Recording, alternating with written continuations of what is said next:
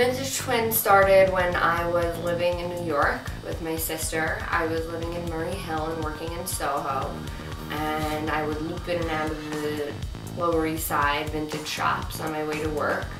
I was wearing vintage everywhere I went and getting stopped 7 times a day on average by all different kinds of people demanding to know where I got what I was wearing.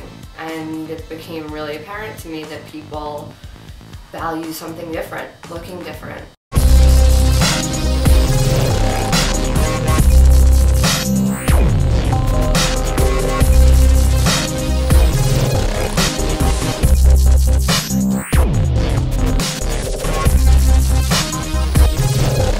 We don't really compare ourselves to the other vintage stores in town because those are vintage shops. They're targeted towards vintage shoppers and people who know about vintage clothing.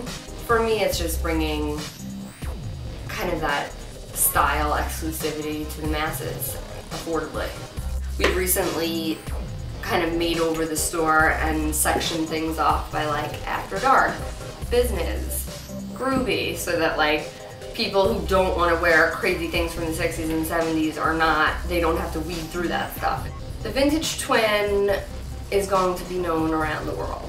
We are going to be the pioneers in branding recycled goods. I mean, no generation before us had to concern themselves with issues of sustainability and transport and energy and production overseas. It's not a mystery why something like the Vintage Twin isn't already out there. It's because we're the first people to have to care about these issues, care enough to weed through people's trash and kind of pull out the treasures and then recreate them and make them even more awesome. I know there'll be a first mover advantage, and the next move is opening up factory to keep remodeling things. And I mean, every single garment, every object, every piece of furniture is going to have the Vintage Twin stamp on it, because if it's not vintage, it's Vintage Twin. That's the idea.